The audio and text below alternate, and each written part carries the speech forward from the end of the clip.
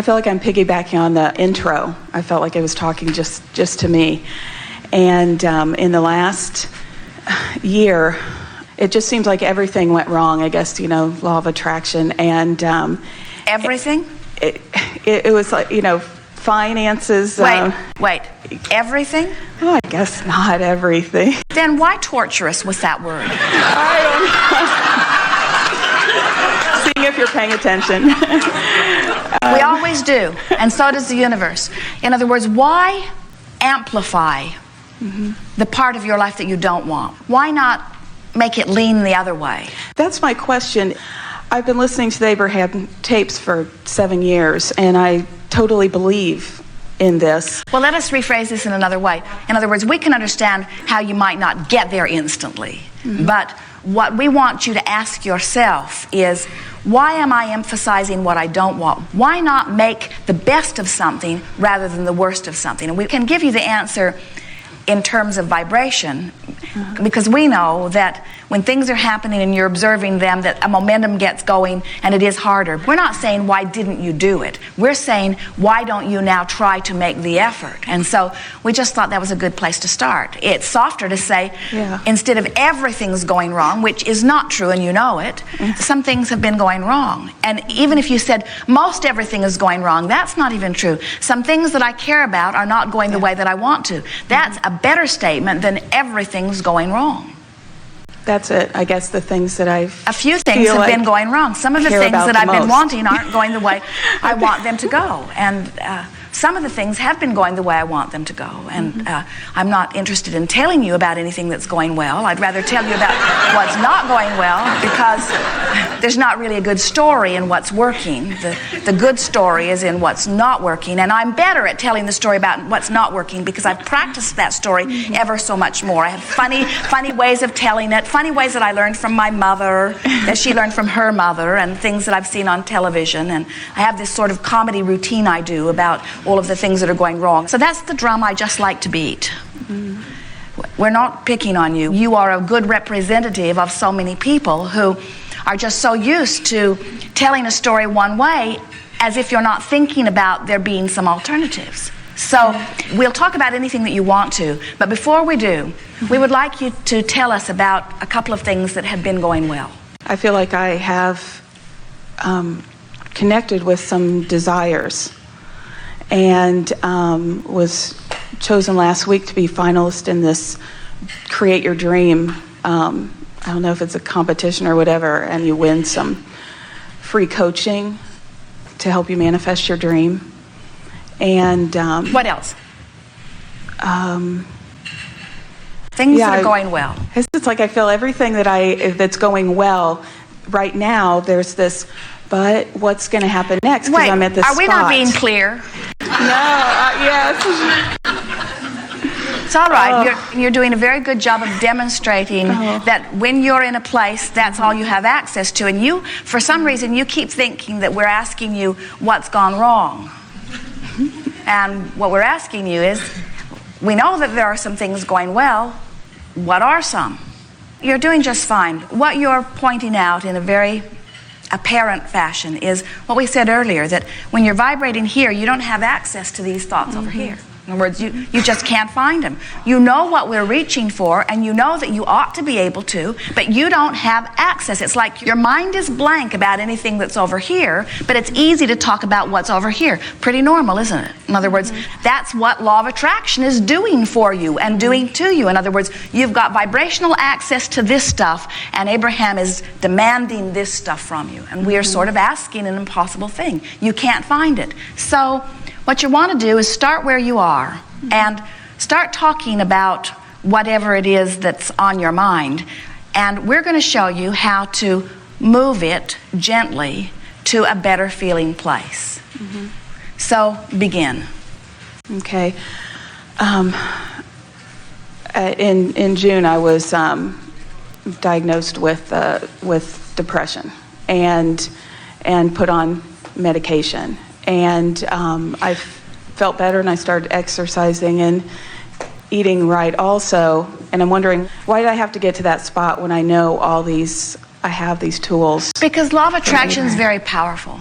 And the first thing you want to do is stop beating up on yourself. But you are giving us the perfect example to explain something that we really want to explain about this vibrational range. And we really want you to hear us when we say that you can't get from depression all the way over to feeling wonderful all at once. It's a step-by-step process. And what we've noticed is so often when somebody knows they're depressed, and of course they don't want to be, and the more depressed you are, the more you want to be joyful, especially when you are like you and you've tasted that joy. You know the difference and you desperately want to feel better. What happens so often is as you go for treatment and you are feeling very depressed, almost everyone who is wanting to help you to get over into this better feeling place just sort of amplifies and helps you beat the drum of where you are, which just exacerbates the problem.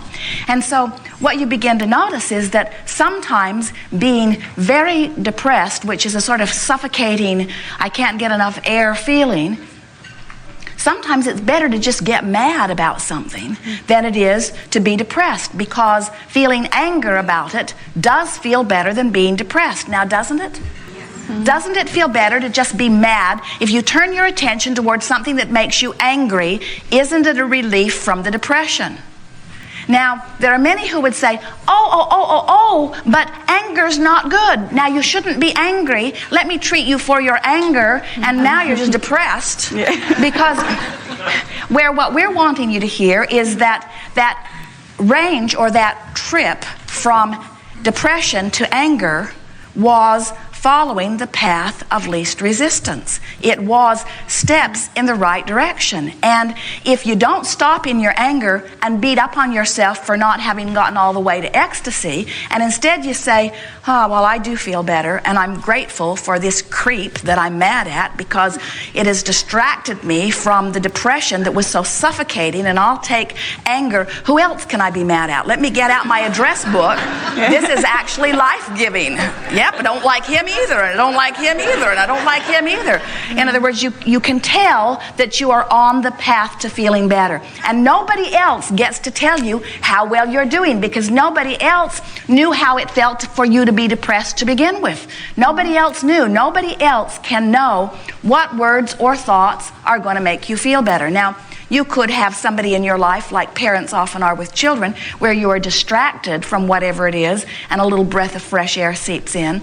But there's something so powerful about you deliberately making the decision that today I'm going to be mad all day instead of depressed. Because mad is an improvement over depression. And so you just go and you just make as much trouble for as many people as you can.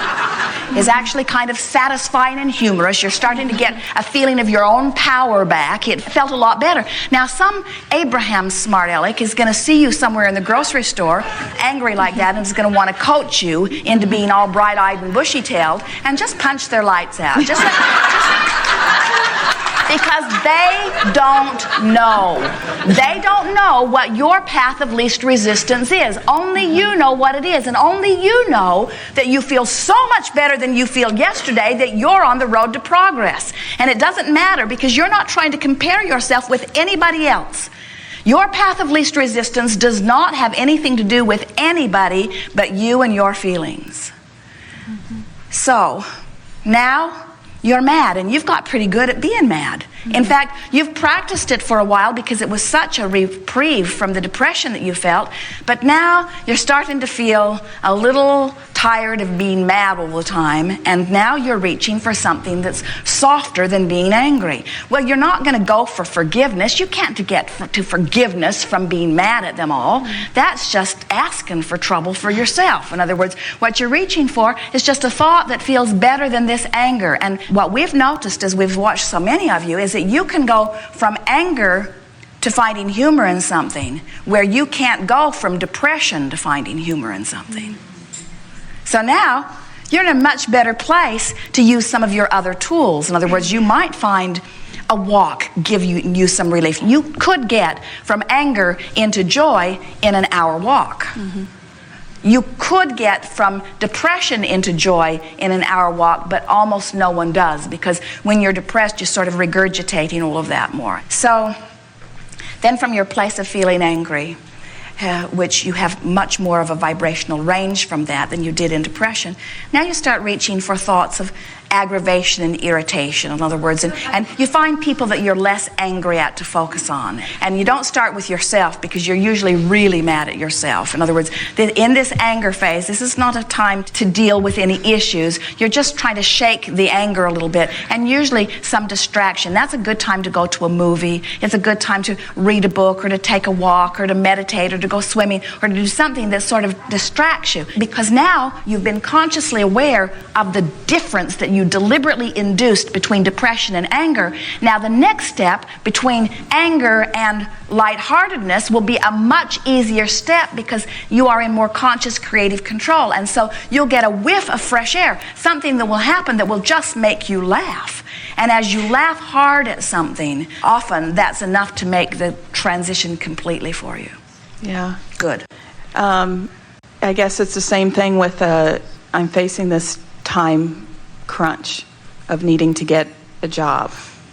Now stop for a moment and hear what you're doing. It's all right, Yeah. but as you use dramatic words like facing, in other words, no one ever says, in the face of joy. When you use the word face, you always mean adversity. In the face of this struggle or adversity. Do you believe that the universe is aware of you? Most of the time. Sometimes yes, sometimes no, actually. We didn't ask about sometimes. We asked about right now. Do you believe that the universe is aware of you? Yes. And do you believe that you are seen by all that is as a deserving being? No. Do you always believe that, or do you sometimes believe that? Sometimes. So that statement wasn't really accurate, because of all the time that you believe that you are deserving, we would think it would be when you've been chosen from more than 100 people to have a conversation with God.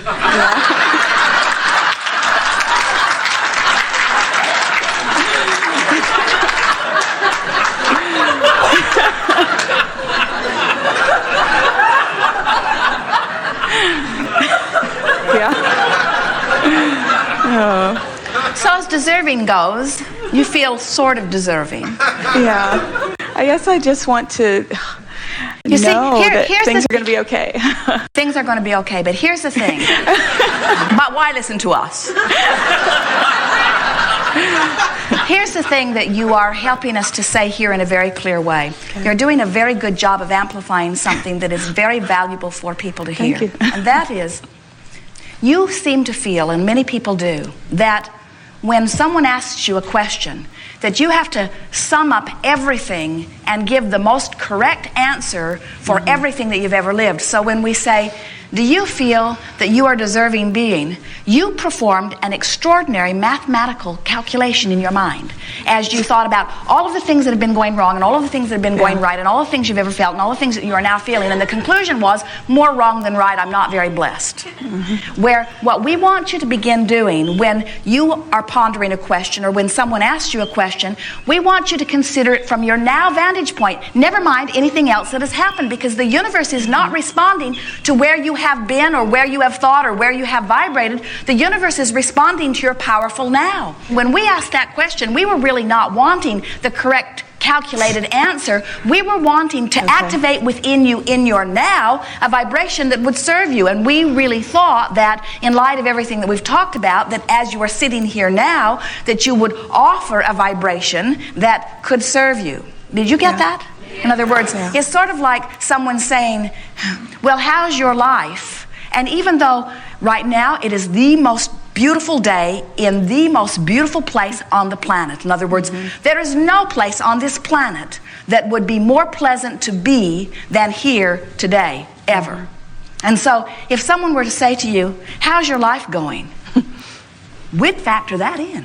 In fact, it'd be a really, really big factor to us. We wouldn't think about the flat tire we had last week or the bills that we could not pay. As people are perceiving you in your now, you have this feeling that here you sit as the sum total of everything that you've been, and we want you to just be the vibrator here in this moment that is doing your best to create a point of vibrational attraction here and now.